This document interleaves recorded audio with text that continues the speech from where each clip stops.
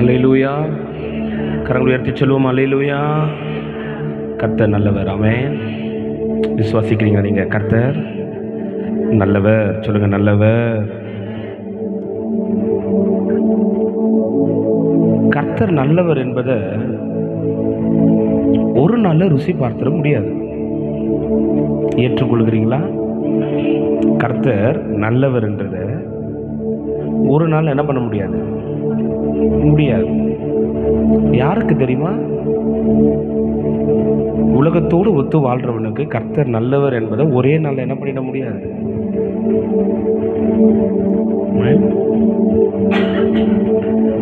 கர்த்தர் நல்லவர் என்பது ஒவ்வொரு நாளும் அவரோடு கூட உறவாடுகிற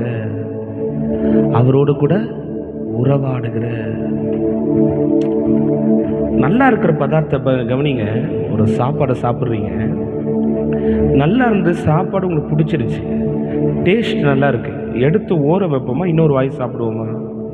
சொல்லுங்க, இன்னொரு வாய். அதானே வழக்கம். நல்லா இருந்துச்சுன்னா நான் இன்னொரு வாட்டி என்ன பண்ணுவேன்? சாப்பிடுவேன். அவங்களுக்கு பைட்னு ஒன் மோர் பைட். ஆனால் கர்த்தர் நல்லவர் என்பதை ருசி பார்த்த நாம மீண்டும் அவரை ருசி பார்க்க மறுக்கிறோம். சொல்லுங்க, என்னது? மறுக்கிறோம். என் இருதயம் அதை என்ன பண்ணுது? ஏற்க மறுக்கிறது. கர்த்தர் நல்லவர் என்பதை ருசி பார்க்கிறதுக்கு. கவனிங்க, இந்த நாளில் வந்தவங்களுக்காக நான் ஒரு சின்ன அவுட்லைன் கொடுத்துட்டு நான் போகிறேன். முதலாவது நாள் கர்த்தர் நம்முடைய கண்களை சுத்திகரித்தார். அல்லேலூயா. என் கண், தாவீது சொல்லுகிறார், எனக்கு ஒத்தாசை வரும் பர்வதத்துக்கு நேரா என் கண்கள் என்ன பண்ணுகிறேன். அப்புறம் அவரை ஏறெடுக்கிற கண்களில் எனக்கு என்ன இருக்கக்கூடாதுன்னா, அசுத்தம் இருக்கக்கூடாது, அவ்விசுவாசம் இருக்கக்கூடாது, பிறரை குற்ற பாவ உணர்வுகளோடு பிறரை நியாயத்திருக்கிற அந்த இதோடு என் கண் என்ன பண்ணக்கூடாது, இருக்கக்கூடாதுன்னு என் கண்களை கர்த்தர் என்ன பண்ணா. ஆபிரகாமும் கண்ணை ஏறெடுத்து பார்க்குறான், லோத்தும் கண்ணை ஏறெடுத்து பார்க்குறான். ஆபிரகாம் பார்த்தது கர்த்தர் காண்பித்த தேசம். அல்லேலூயா. ஆனால் லோத்து பார்த்தது தன் மாம்சரிக கண்களில் அழிகிற ஒரு காரியத்தை என்ன பண்ணுறான். கர்த்தர் அழிக்க தீர்மானித்திருந்த சோதம் குமாரா என்கிற பட்டணத்தை லோத்து பார்க்கிறான். அவ்விதமாக என் கண்களை கர்த்தர் சுத்திகரித்தார். விசுவாசிக்கிறவங்க ஆமென் சொல்லுங்க. 2வது நாள்ல கர்த்தர் என்னுடைய வாய், சொல்லுங்க, என்ன பண்ணாரு? என் வாயின் வார்த்தைகளும் என் இதயத்தின் தியானங்களும் உடைய சமூகத்தில் என்னவா இருப்பதாக, பிரியமா இருப்பதாக. துதித்தலும் சபித்தலும் ஒரே வாயிலிருந்து என்ன பண்ணுதான்? புறப்பட்டு வருது. ஆனா என் வாயில தேவனை துதிக்கிறேன், மனுஷனை சபிக்கிறேன். ஆண்டவர் கற்றுக் கொடுத்தார்ல, நான் என் வாயின் வார்த்தைகளும் என் இதயத்தின் தியானங்களும் ஒரு சமூகத்தில் என்னவா இருக்கு? பிரீதியா இருக்கு. தேவனை பிரியப்படுத்துற அதே வார்த்தை என் குடும்பத்தாரை, என் மனுஷனை, என் உறவுகளை என்ன பண்ணுது? காயப்படுத்துது. அதனால என் வாயை கர்த்தர் என்ன பண்ணார்? சுத்திகரித்தார். விசுவாசிக்கிறவங்க கரங்களை உயர்த்தி ஆமென் சொல்லுங்களேன். 3வது நாள் கர்த்தர் நம்முடைய இருதயத்தை சுத்திகரித்தார். அல்லேலூயா. இருதயத்தில் சுத்தம் உள்ளவர்கள் பாக்கியவான்கள், அவர்கள் தேவனை என்ன பண்ணுவாங்கன்னா. அப்ப தேவனை தரிசிக்கிற அந்த இருதயம் உள்ளவர்கள், தேவனை தரிசிக்கணும்னு விருப்பப்படுறவங்க இருதயத்தை என்னவா வச்சுக்கணும்? மனுஷன்ட்ட பேசுறதுக்கு வாய் போதும். கவனிங்க, மனுஷன்ட்ட பேசுறதுக்கு எது போதும்? ஆனா என் தேவன்கிட்ட பேசணும்னா எனக்கு என்ன தேவைப்படுகிறது? அண்ணாள் தன் உதட்டுல பேசினாலா, தன் இருதயத்துல பேசினாலா? அப்படிதானே இருந்துச்சு. அண்ணாள் தன் இருதயத்தில் என்ன பண்ணாலாம்? அவள் வாய் மட்டும் என்ன பண்ணுச்சான்? அசைந்துச்சு. அப்ப என் ஆண்டவர்கிட்ட பேசுறதுக்கு எனக்கு எது தேவைப்படுது? இருதயம். ஆக அந்த இருதயம் என்னவா இருக்கணும்? சுத்தமா இருக்கணும். வாலிப பிள்ளைங்க கவனிக்கிறீங்களா? உங்க இருதயம் எப்படி இருக்கணும்? ஏன் விசேஷமா உங்களை சொல்றாருன்னா, ஒரு சிலர் ஓட்டத்தை நம்முடைய பெற்றோர்கள் ஓட்டத்தின் பாதியில் இருக்கிறாங்க. உங்களை கரை சேர்த்துட்டு அவங்க என்ன பண்ண போறாங்க? கத்திடத்தில் அவர்கள் குறித்த நேரத்துக்கு போயிடுவாங்க. நீங்கள் தான் வருங்கால சந்ததியார். என்ன சந்ததியார்? பரிசுத்த சந்ததியார். பிறரை பரிசுத்த ஜாதி ஆக்குகிற சந்ததியார். உங்களுக்குள்ள என்ன தேவை? பரிசுத்தம், உண்மை. அல்லேலூயா. அப்ப என் இருதயத்தில் என்னென்ன இருக்கக்கூடாது? ஆண்டவர் சொன்னாரு, மேட்டிமை இருக்கக்கூடாது. சொல்லுங்க, என்ன இருக்கக்கூடாது இருதயத்தில்? அக்கிரமம் செய்கிற சிந்தை என் இருதயத்தில் என்ன பண்ணக்கூடாது? இருக்கக்கூடாது. துர்குணம் என் இருதயத்தில் என்ன பண்ணக்கூடாது? ஆண்டவர் என் இருதயத்தில் இதெல்லாம் கழுவி என்னை சுத்திகரிச்சாருன்ற சத்தம் ஒரு ஆமேன்னு சொல்லுங்க. இந்த 4வது நாளில் ஆண்டவர் என்னுடைய பர்சனல் லைஃப், என்னுடைய அந்தரங்க வாழ்க்கையை கர்த்தர் என்ன பண்ண வல்லவரா இருக்கிறார்? சுத்திகரிக்கிறார். அல்லேலூயா. சுத்திகரிச்சிட்டு இருக்கிறார். ஆமென். போகிறதுக்குள்ள சுத்திகரிச்சு சோப்பு போட்டு கழுவி என்னை மறைமுகமான எல்லா பாவத்துக்கும் கர்த்தர் என்ன பண்ண போகிறார்? விசுவாசிக்கிறவங்க சத்தம் ஒரு ஆமென் சொல்லுங்களேன். ஏன் அந்தரங்க வாழ்க்கையில ஒரு சுத்திகரிப்பு தேவைன்னா, ஆண்டவர் காலையில என்ன பேசினார் நம்ம இடத்துல? காலையில வந்தவங்க ஒரு ஆமென் சொல்லுங்க. என்ன ஆண்டவர் பேசினார்? நான் காலையில கர்த்தர் பேசுறதும் அந்தரங்கத்துல தான். கவனிங்க, சத்ரு என்கிட்ட இடைப்படுறது எங்க தான்? அந்தரங்கத்துல தான். ஹலோ, சாத்தானும் எங்க தான் என்னை மீட் பண்றான்? அந்தரங்கத்துல தான். சத்துரு இது மன்னிக்கணும், பிதாவும் என்னை எங்க தான் மீட் பண்றாரு? பரிசுத்த ஆவியானவரும் ஆண்டவர் எங்க தான் மீட் பண்றாரு? மத்தேயு 6 நீயோ ஜெபம் பண்ணும்போது உன் அந்தரங்கத்தில் இருக்கிற பிதா தாமே உனக்கு எப்படி கொடுப்பானா?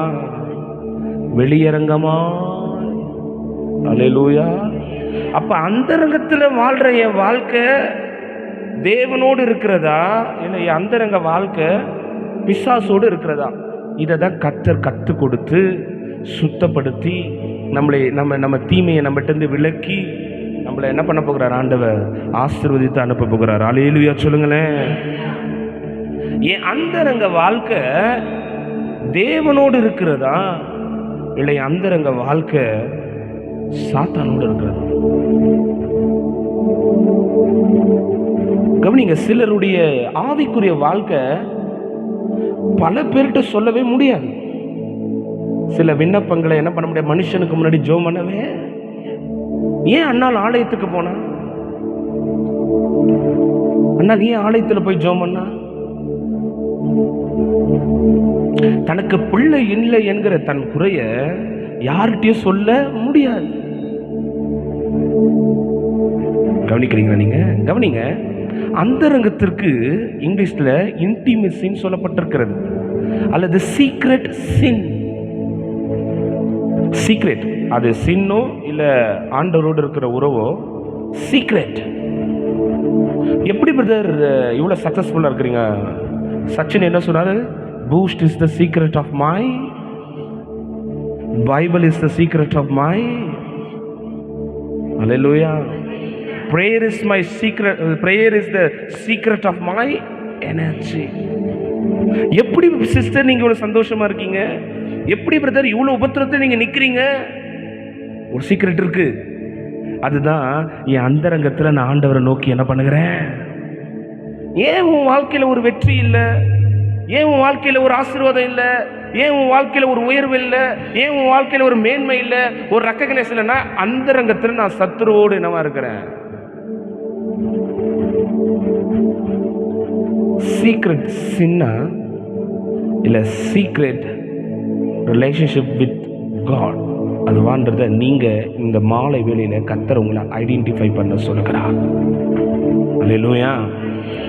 கவனிங்க, என்னால் மறைமுகமாக ஒரு காரியத்தை செய்யவும் முடியும், வெளிப்படையாக ஒரு காரியத்தை வெளிப்படுத்தவும் முடியும். மறைமுகமாக ஒரு காரியத்தை என்ன பண்ணலாம்? செய்யலாம். வெளிப்படையாக ஒரு காரியத்தை பகிரங்கமாக என்ன பண்ணலாம்? இப்போ ஒரு உதாரணம், பாவத்துக்கு அளவு கிடையாது. கவனிங்க, பாவத்துக்கு என்ன கிடையாது? சின்ன பாவம் பெரிய பாவம் வேதத்தில் என்ன பண்ண இல்லை. கட்டளைகள்ல பிரதான கட்டளை பொய் சொல்லாதிருப்பாயாக. சொல்லுங்க, என்னது? பொய். ஆனா இது ஒரு தப்பு இல்லைன்னு சரளமா பொய் பேசுறவங்க நாம எல்லாரும். கவனிங்க, நான் சொன்னல, சிலரை சீக்கிரட்டா செய்வோம், சிலரை வெளிப்படையா செய்வோம். கவனிங்க, கவனிங்க, பொய் பேசுறேன்னா எப்படி தேவனை துதிக்க முடியும்னு எனக்குள்ள ஒரு இருதயத்தில் ஒரு ஒரு ஒரு உணர்வு, ஒரு ஒரு ஒரு பாரம், ஒரு ஒரு ஒரு உணர்த்துதல் இருந்தால் நான் அதை என்ன பண்ண மாட்டேன்.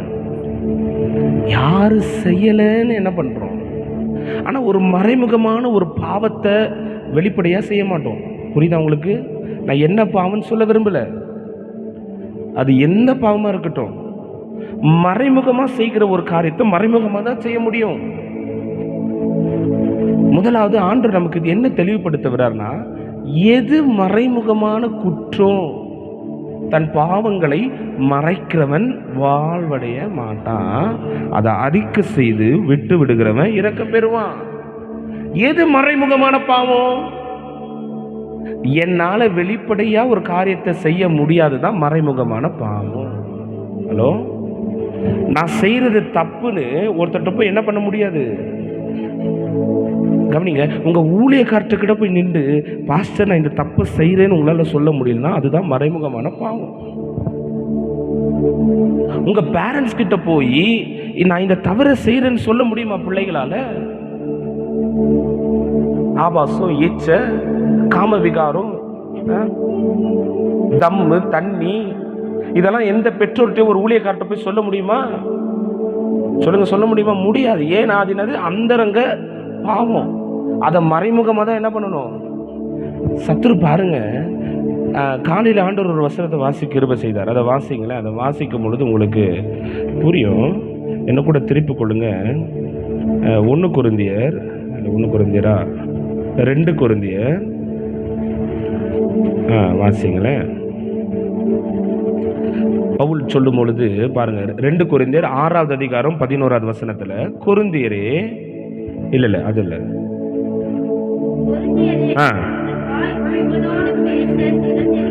ஆமா,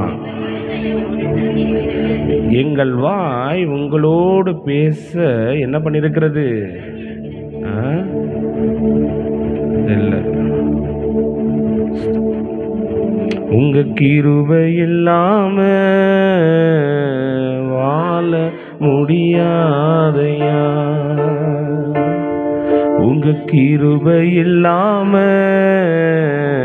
வாழ முடியாதையா, வாழ தெரியாதையா, முடியாதையா, உங்க கிருபை இல்லாம. 2 கொரிந்தியர் 4வது அதிகாரம் 2வது வசனத்தை வாசிங்க. 2 கொரிந்தியன்ஸ் chapter 4 verse 2. வெட்கமான அந்தரங்க காரியங்களை சொல்லுங்க, நாங்கள் வெறுத்து.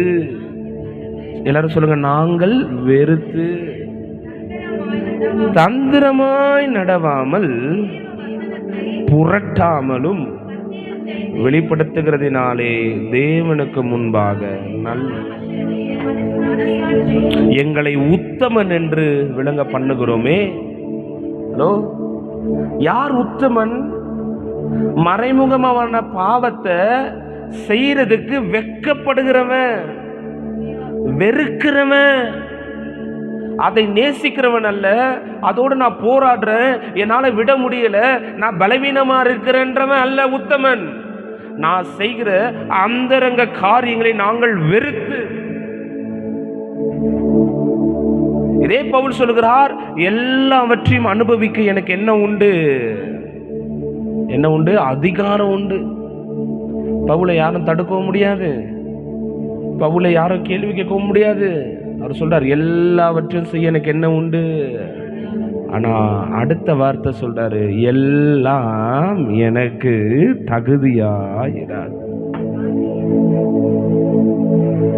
சொல்லுங்க, எல்லாம் எனக்கு என்ன ஆயிடாது? காரணம், நான் யாருடைய சாயல்ல படைக்கப்பட்டவன்? தேவனுடைய சாயல்ல படைக்கப்பட்டவன். அந்த ரங்கத்தை நான் எப்படி மேற்கொள்ளணும்? நல்ல கவனிங்க. அந்த பர்சனல் சீக்ரெட் சின்ன நான் எப்படி மேற்கொள்ளணும்னா, அதை நீங்க வெறுக்க கத்துட்டாலே என்ன பண்ணீங்க? ஏன் அந்தரங்க பாவத்தில் சிக்கிக்கிறீங்கன்னு நல்லா கவனிங்க. ஆண்டவர் அதிலிருந்து உங்களுக்கு சிந்தையிலேருந்து, இருதயத்திலிருந்து, மாம்சத்திலிருந்து ஒரு விடுதலை தர விரும்புகிறாரு. ஏன் அந்தரங்க பாவத்தை நீங்கள் செய்கிறீங்கன்னா, மறைமுகமாக அதை நீங்கள் நேசிக்கிறீங்க.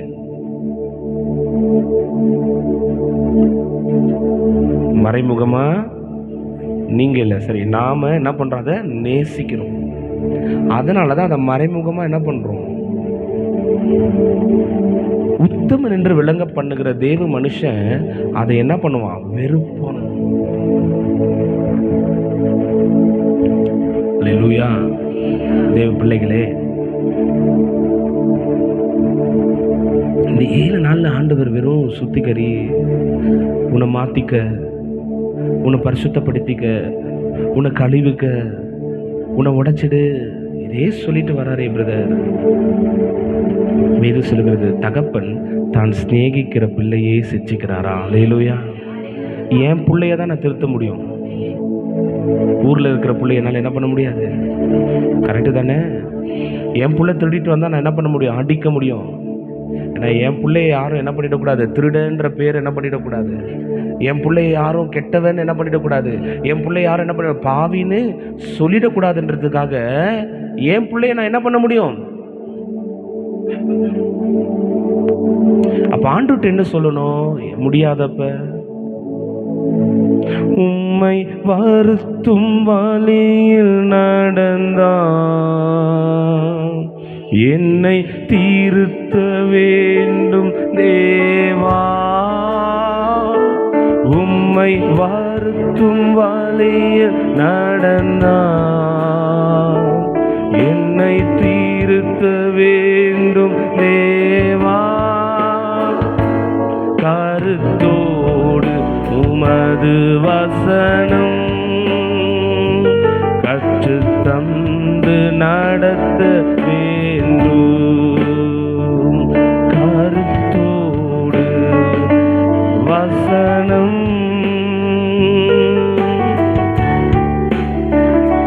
வேண்டும். மகிமை மாட்சிமை மாவேந்த உமக்கே மகிமை சொல்லுவோம். மாட்சிமை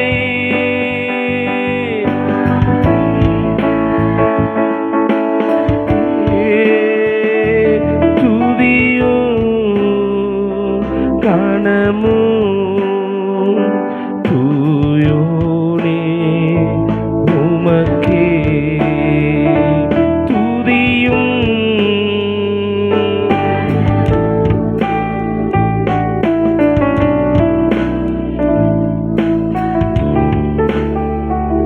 என் பார்வை சிந்தையெல்லாம்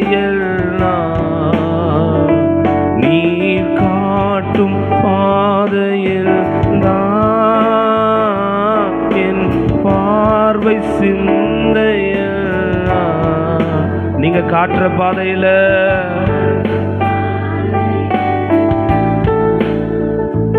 என் சொல்லும் செயலும் எல்லாம் உங்க சித்தம் செய்வது நான். என் சொல்லும் செயமெல்லாம்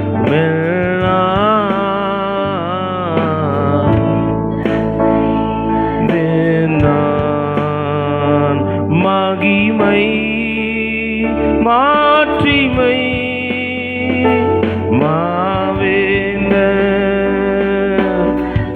ஓ மகிமை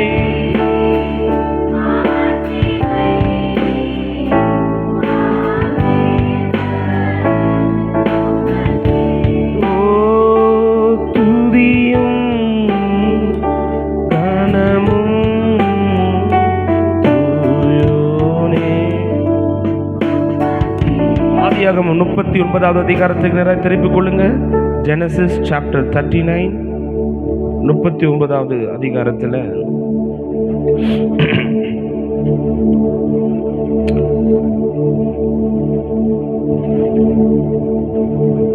39வது அதிகாரத்தில் 8வது வசனத்துல இருந்து வாசிக்கிறேன், கவனிங்க. அவன் தன் எஜமானனுடைய மனைவியின் சொல்லுக்கு இணங்காமல் அவளை நோக்கி, இதோ வீட்டில் என்னிடத்தில் இருக்கிறவைகளில் யாதொன்றை குறித்தும் என் ஆண்டவன் விசாரியாமல் தமக்குண்டான எல்லாவற்றையும் என் கையில் ஒப்புவித்திருக்கிறார். இந்த வீட்டில் என்னிலும் பெரியவன் இல்லை. நீ அவருடைய மனைவியாய் இருக்கிறபடியால் உன்னை தவிர வேறொருவரையும் அவர் எனக்கு விலக்கி வைக்கவில்லை. இப்படி இருக்க நான் இத்தனை பெரிய பொல்லாங்குக்கு உடன்பட்டு தேவனுக்கு விரோதமாய் பாவம் செய்வது எப்படி என்றான். அவள் நித்தம் யோசேப்போடு இப்படி பேசிக்கொண்டு வந்தும் அவன் அவளோடு சயனிக்கவும் அவளோடு இருக்கவும் சம்மதிக்கவில்லை. இப்படி இருக்கும்போது ஒரு நாள் அவள் தன் வேலை செய்கிற வீட்டுக்குள் போனான். வீட்டு மனிதர்களில் ஒருவனும் வீட்டிலே இல்லை. அவனுடைய எஜமானன், கவனிங்க, எல்லாத்தையும் யார் கையில கொடுத்திருக்கிறான்? அரண்மனைக்கு இப்ப யார் கையில இருக்கிறது? யோசேப்போட கையில இருக்கிறது. யோசேப்பு சொல்லாம ஒருத்தனும் உள்ள வர முடியாது. யோசேப்பு சொல்லாம ஒருத்தனும் என்ன பண்ண முடியாது, வெளியே போக முடியாது. பார்வோனுடைய மனைவியாகிய போர்த்திபால் ஒரு ராஜாவுடைய மனைவி எந்த அளவுக்கு சௌந்தரியம் உள்ளவளா இருந்திருப்பா யோசிச்சு பாருங்க. கவனிக்கிறீங்களா? ஒரு ராஜாவுடைய மனைவி எவ்வளவு ஐஸ்வர்யவாளாய் எவ்வளவு சௌந்தரியம் உள்ளவளா இருந்திருப்பான்றது நீங்க இமேஜின் பண்ணி பாருங்க.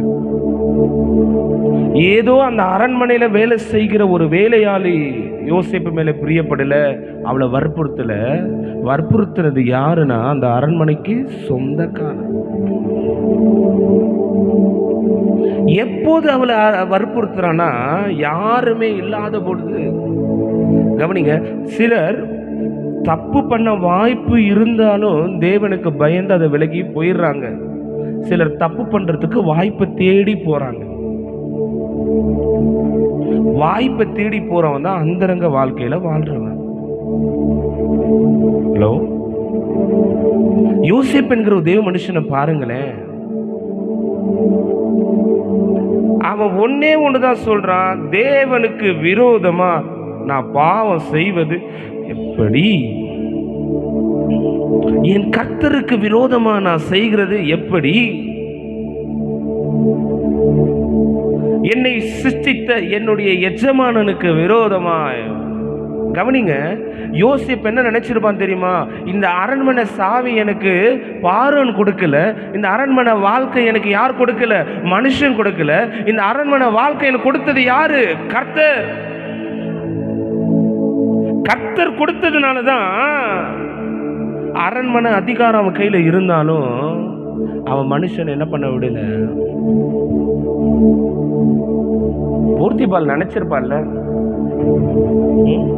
எங்கேயோ இருந்த உன்னை கோபுரத்துல கொண்டு வந்து உன்னை வச்சு அழகு பார்த்ததுக்கு என் சொல்லுக்கு நீ என்ன பண்ண மாட்டற, இணங்க மாட்டறன்னு. எப்போது, கவனிங்க, தன்னுடைய தாழ்விடத்திலும் தன் உயர்விடத்திலும் என்னை இந்த இடத்துல வச்சது கர்த்தர் தான் யாருக்கு உணர்வு வருதோ அவங்க தான் அந்தரங்கத்தை ஜெயிக்கிறாங்க. அல்லேலூயா, சத்தமா சொல்லுங்க அல்லேலூயா. யார் ஒருவர் இந்த ஸ்தானத்துல கர்த்தர் இந்த வாழ்க்கையை நம்பி கொடுத்திருக்கிறார், கர்த்தர் இந்த வேலையை என்னை நம்பி கொடுத்திருக்கிறார், கர்த்தர் இந்த நபரை என்னை நம்பி கொடுத்திருக்கிறாருன்னு உணர்வு இருக்குதோ அவங்க தான் அந்தரங்கத்தை மேற்கொள்றாங்க. யோசேப்பு தன் வஸ்திரங்களை அவள் கையில விட்டுட்டு என்ன பண்ணிடுறான்? எதை நினைச்சு அவன் என்ன பண்ணல, கவலைப்படல.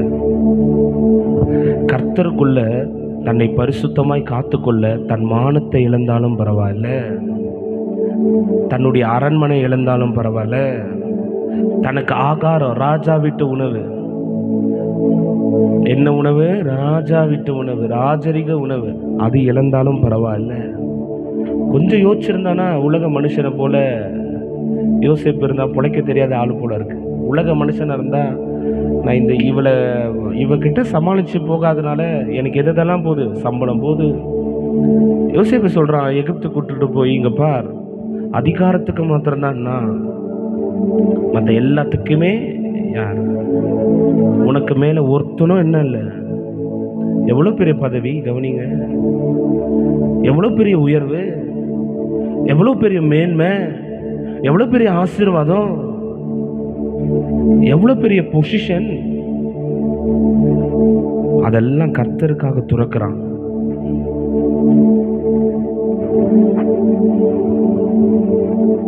கவனிங்க, யோசிப்பு நினைச்சிருப்பான் போர்த்திபால்ட்ட, உன்னை சமாதானப்படுத்தி தான், உன் பேச்சுக்கு இணங்கிதான் நான் இப்படிப்பட்ட ஆசீர்வாதத்தை சுதந்திரிக்கணும். எனக்கு அப்படி ஒரு ஆசீர்வாதம்.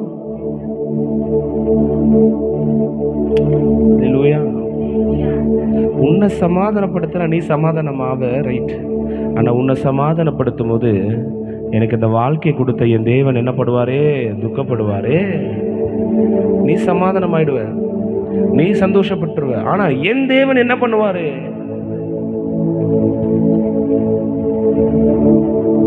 எப்போது ரெண்டு கண்ணு என்ன பண்ணிட்டு இருக்குது, பார்த்துட்டு இருக்குது. அல்லேலூயா.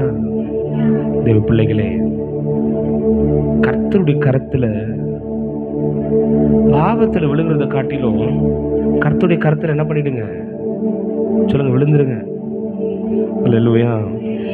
இன்னொரு வசனத்தை வாட்சி முடிச்சிருமே. 2 சாமுவேல் 11வது அதிகாரத்துக்கு நேரம் திருப்பிக் கொள்ளுங்க. 2 சாமுவேல் 11வது வசனம். இங்க யோசிப்பு என்கிற நீதிமான் அந்த அந்தரங்கத்தை மேற்கொண்டான். அதனால அவனுக்கு தேவன் ஒரு உயர்வை, ஒரு வஸ்திரத்தை ஆண்டவர் அவனுக்கு என்ன பண்ணார், கொடுத்திருந்தார். ஆனா இங்க ஒரு வஸ்திரத்தை, அந்த ராஜ வஸ்திரத்தை உடுத்துற ஒருத்தவன் அந்த ஸ்தானத்தை இழந்து ஒரு தவறு பண்றான்.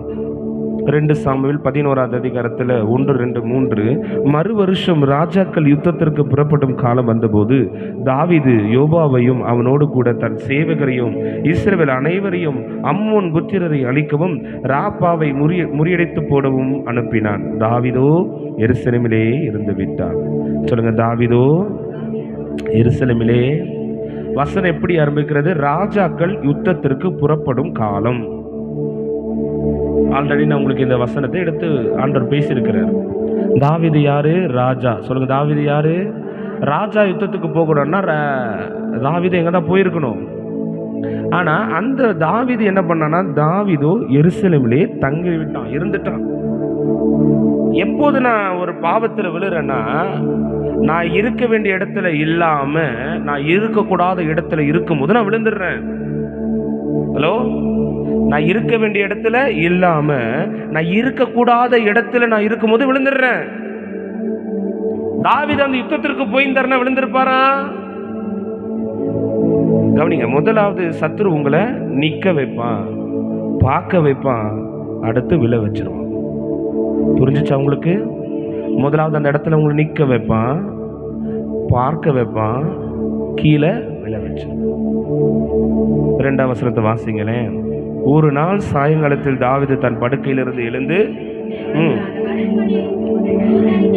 உப்பரிகையின் மேல் உலாத்தி கொண்டிருந்தான். உப்பரிகைனா பால்கனி, டெரஸ், அதுதான் என்னது, உப்பரிகை.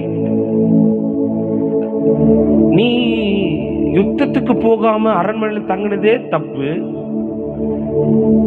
சும்மா இருந்ததானே அதை செய்ய தோணும், இதை செய்ய தோணும். கவனிக்கிறீங்களா?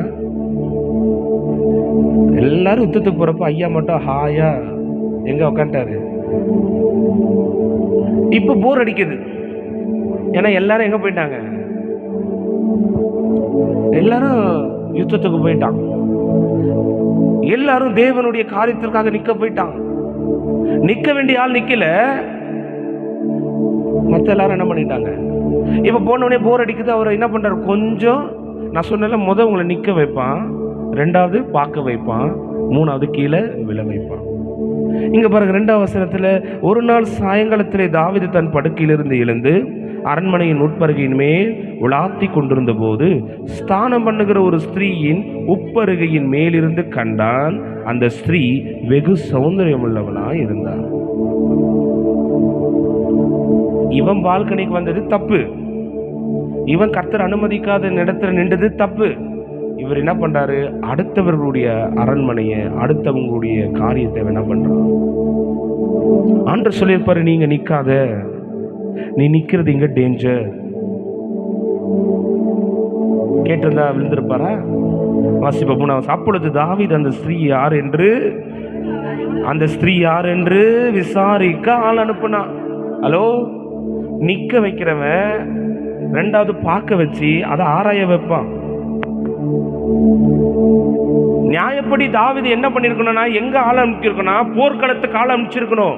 போய் பாரு, அங்க யார் ஜெயிக்கிறா, அங்க என்ன நடக்குது, எத்தனை பேர் செத்தாங்க, எத்தனை பேர் மடிந்தாங்க, ஏதாவது ஆயுதம் தேவையா, ஏதாவது உபகரணங்கள் தேவையா, ஏதாவது உதவி தேவையா? ராஜா நான் அமர்ந்திருக்கிறேன், நீ போர்க்களத்துக்கு அனுப்பி இருக்கணும், போர்க்களத்தை விசாரிக்கணும். ஆனா இவன் போர்க்களத்தை விசாரிக்கல, தன் அந்தரங்க காரியத்தை நிறைவேற்றிக் கொள்வதற்கு அதற்கு வழி தேடல. அப்பொழுது தாவீது அந்த ஸ்திரீ யார் என்று விசாரிக்க ஆள் அனுப்பினான். அவள் எலியாமின் குமாரத்தியும் எத்தியோனான உரியாவின் மனைவியுமாகிய பத்சேபா. அதோடு நிறுத்தினாரா? அப்பொழுது தாவீது ஆள் அனுப்பி அவளை அழைத்து வர சொன்னான். பார்க்கிறதோடு நிப்பாட்ட வச்சானா சத்துரு? ஒரு தவறை காண்பிக்கிறதோடு நிப்பாட்ட மாட்டான். அந்த தவறுல உன்னை விழ வச்சு, மன்னிக்கணும், அந்த தவறுல நம்மளை விழ வச்சு நம்ம வாழ்க்கையை நாசம் பண்ணி நம்ம சாட்சியை கெடுத்து. அப்பொழுது தாவீது ஆள் அனுப்பி அவளை அழைத்து வர சொன்னான். அவன் அவனிடத்தில் வந்து அவளோடு சயனித்த பிற்பாடு அவள் தன் தீட்டு நீங்கும்படி சுத்திகரித்துக் கொண்டு தன் வீட்டுக்கு.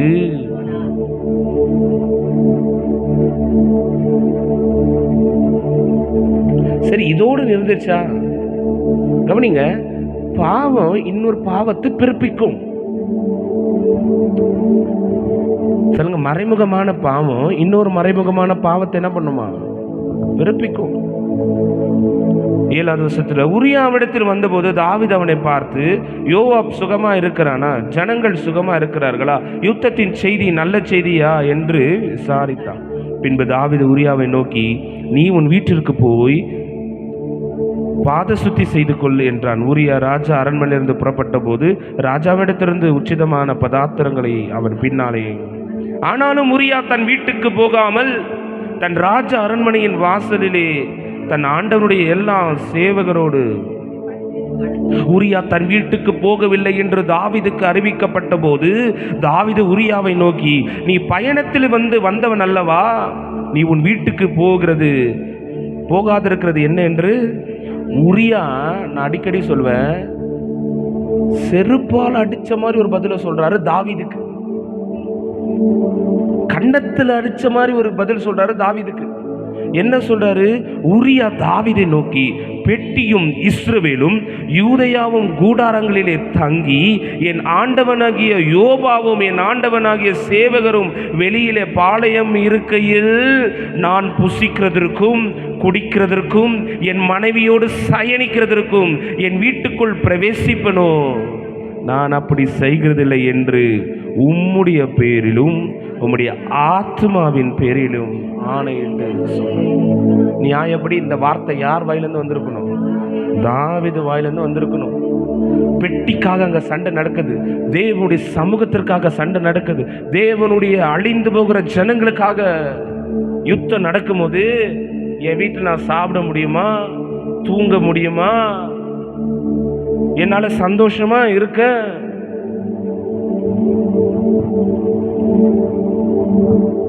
இந்த வார்த்தை கண்டிப்பா தாவீது என்ன பண்ணிருக்கும்? உணர்த்திருக்கும்.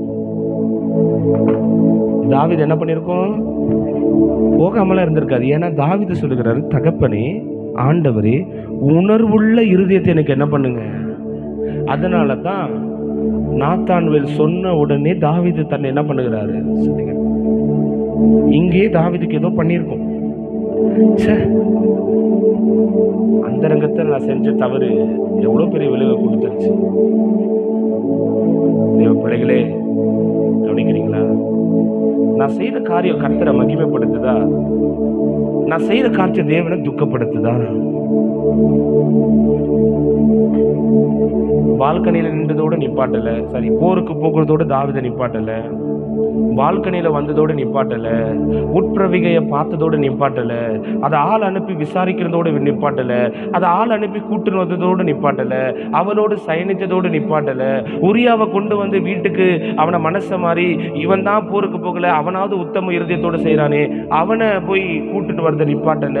சரி அதோட நிப்பாட்டிருப்பான்னு பார்த்தா உரியாவை போர்ல கொலை செய்யும்படியாக லெட்டர் எழுதி ஊரியா கிட்டே கொடுத்து என்ன பண்றான், நீ போய் அதை இவன்கிட்ட கொடு, அதுல இருக்கு, இவனை போர் முனையில முன்னாடி நிறுத்தி அவனை எப்படியாவது என்ன பண்ணிடு.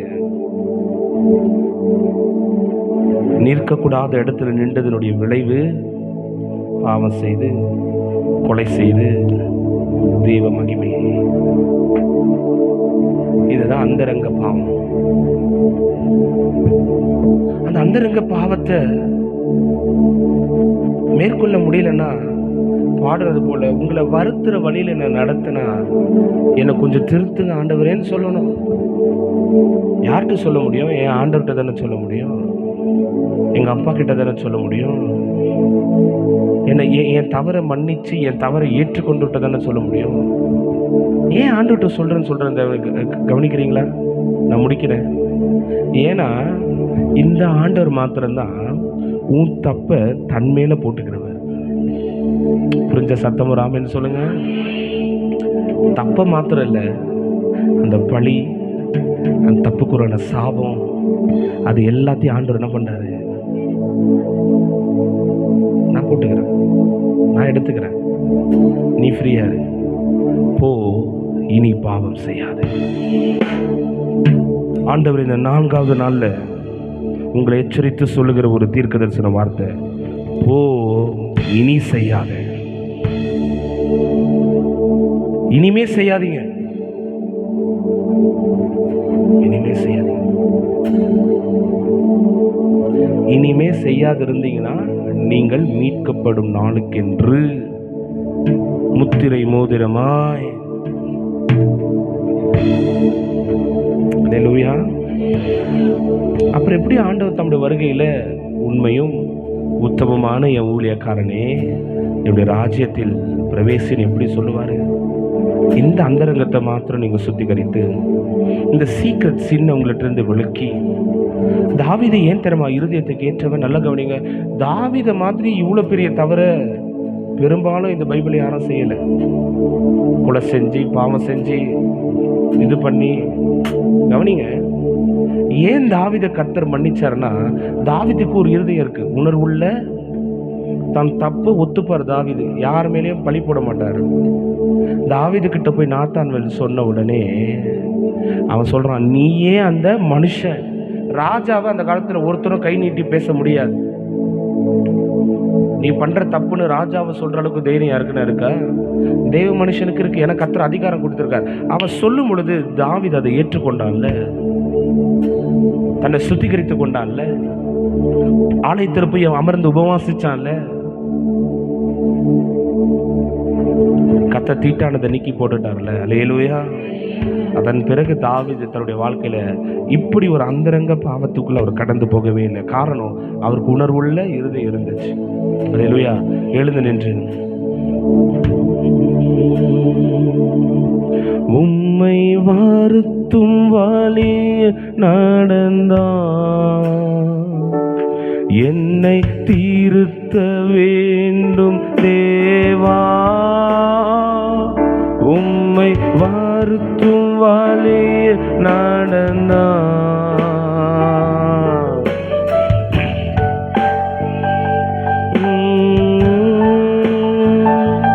கருத்தோடு உமது வசனம் கற்று தந்து நடத்த வேண்டும், கருத்தோடு வசனம்.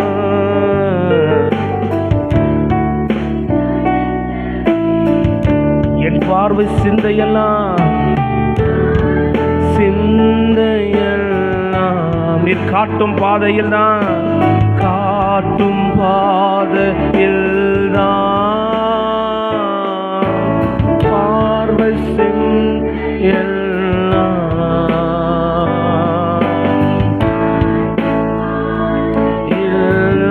என் சொல்லும் செயலும் எல்லாம், என் சொல்லும் செயலும் என் அந்தரக செயல்களை எல்லாம் சித்தம் செய்வதெல்லாம், என் சொல்லும் செயலுமெல்லாம் உங்க சித்தம் செய்வதெல்லாம், என் சொல்லும் செயலும் எல்லாம்.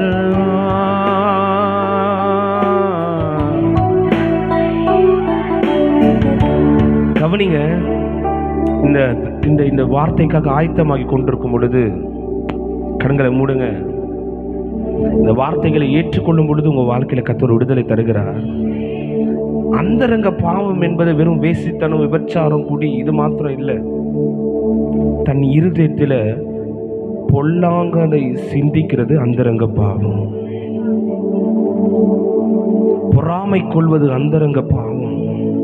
பெருமை கொள்வது அந்தரங்க பாவம். தன்னைத்தானே மிஞ்சித்து மேன்மை கொள்வது அந்தரங்க பாவம். இதெல்லாம் நான் சொல்லலை, வேதம் சொல்லுகிறது. எனக்கு நேரம் இல்லை. மேட்டிமையான எண்ணம் கொள்வது அந்தரங்க பாவம். தன் சிந்தையில, தன்னுடைய இருதயத்தில் பிறருக்கு விரோதமா எண்ணுவது அந்தரங்க பாவம். நீதிமொழிகள் சொல்வது, பிறருக்கு தீங்கு செய்ய விரந்தோடும் கால். இப்படிப்பட்ட அந்தரங்க பாவம். கவனிங்க, அந்தரங்க பாவம் என்பது எங்க ஆரம்பிக்குதுன்னா என் சிந்தையில ஆரம்பிக்குது. பிறரை நான் தாக்கணும்னு நினைக்கிறது முன்னாடி, தாக்கணும்ன்றதுக்கு எங்க ஆரம்பமாகுதுன்னா என் சிந்தையில ஆரம்பமாக்குது. அந்த ஆக்ஷனுக்கு முன்னாடி என் சிந்தையில நான் தீர்மானித்துக் கொள்கிறேன், இவர்களை நான் தாக்கணும். உரியாவை கொல்ல திட்டமிடுறதுக்கு முன்னாடி அவன் சிந்தையில தீர்மானம் பண்ணிட்டான், அடுத்து இந்த காரியத்தை எப்படி சமாளிக்கணும்னா ஒரே வழி, உரியாவை கொல்லணும்னு. வேதம் சொல்கிறது, உங்கள் இருதயத்தில் கவனிங்க, பாவம் என்பது நல்ல கவனிங்க, அந்தரங்க பாவம் மாம்சரிகத்தில் செய்கிறது மாத்திரமல்ல. கவனிங்க, பழைய ஏற்பட்ட காலத்தில் ஒரு பெண்ணோடு விபச்சாரம் பண்ணதான் பாவம். ஆனால் புதிய உடன்படிக்கையில் ஒரு பெண்ணை இச்சையோடு பார்த்தாலே பாவம். அப்ப கவனிங்க, ஒருவருக்கு விரோதமாக இவங்க இருதயத்தில் கோபம், பொறாமை, ஈகோ, வைராக்கியம், இப்படிப்பட்ட எண்ணம் இருந்தாலும் அதுவும் பாவம் தான்றாங்க. திருத்தி கொள்ளனா உன்னை நீயே வருத்தி கொள்ளுகிற, உன் ஆத்மாவை நீயே அழிவுக்குள்ள கொண்டு போயிட்டு இருக்கீங்க. ஒருபோதும் தேவ பிள்ளைகளே, உங்களை நீங்க அந்த காரியத்துக்குள்ள விட்டு கொடுத்துறாதீங்க. தன் இருதயத்தில் நினைத்தாலே அவளோடு விபச்சாரம் பண்ணதுக்கு சமமா. அது போல உங்கள் இருதயத்தில் அந்த எண்ணம் இருந்தாலே நீங்கள் அந்த தவறு செய்ததற்கு சமமாகிறது. நான் வெறும் நினைச்சேன் தானே, யாருக்கு தெரியும், யார் கோவப்படலை, யார் இது பண்ணலை, நான் வெறும் ஆண்டவர் அதையும் தான் அந்தரங்க பாவன்றார். அதை நீங்கள் விளக்கும் பொழுது கர்த்தர் உங்களுக்கு ஒரு விடுதலை தர வல்லவராக இருக்கிறார். அல்லேலூயா. விடுதலை பெற்றுக்கொள்ளணுன்றவங்க மாத்திரம் கரங்களை உயர்த்தி சொல்லுங்க, ஆண்டவரே, ஆண்டவரே, என்ன இந்த அக்கிரமனே என்னை விட்டு அகன்று போன்னு நீங்கள் சொல்லிடாதபடி கரங்களை உயர்த்தவங்களை மாத்திரம் ஆண்டவர் பார்த்து சொல்லுகிறார். இல்லை, நான் உன்னை உண்மையும் உத்தமமான ஊழியக்காரனே, என் ராஜ்யத்தில் பிரவேசின்னு நான் சொல்லுவேனே ஆண்டவர் உங்களுக்கு சொல்லுகிறார். ஆண்டவரே, இப்படிப்பட்ட ஜனங்களோடு அக்கிரமக்காரரோடு என்னை நீர் வாரிக்கொள்ளாதையும் என்று தாவீது சொல்லுகிறாரே, அவ்விதமாகவே எங்களை மாற்றுங்க. உங்களுடைய கருத்தை ஒப்பு கொடுக்கிறோம். இந்த 4வது நாள் நிறைவில் பரிசுத்த ஆவியானவர் ஒவ்வொரு சிந்தையிலும், இருதயத்திலும், ஆவியிலும், ஆத்மாவிலும் ஒரு புதிய பலன் கொடுத்து பாவத்திலிருந்து விடுதலையாக்குகிற ஒரு உணர்வை கொடுத்து கர்த்தர் நடத்த வேண்டுமா ஜெபிக்கிறோம். காத்துக்கொள்ளுங்க. துதி கன மகிமை உங்க ஒருவருக்கு மாத்திரம் செலுத்துகிறோம். இயேசுவின் நாமத்தில் செபித்து ஜெயம் எடுக்கிறோம். ஜீவனுள்ள நல்ல பிதாவே. சேர்ந்து சொல்லுவோம். என் ஆத்துமாவே கர்த்தரை ஸ்தோத்திரி, என் முழு உள்ளமே என் ஆத்துமாவே அவர் செய்த சகல உபகாரங்களையும் மறவாதே. அல்லேலூயா, அல்லேலூயா, அல்லேலூயா. கர்த்தர் உங்களை யாவரையும் ஆசீர்வதிப்பார். ஒரு வாழ்த்து சொல்லுங்கள். Praise the Lord. God plus.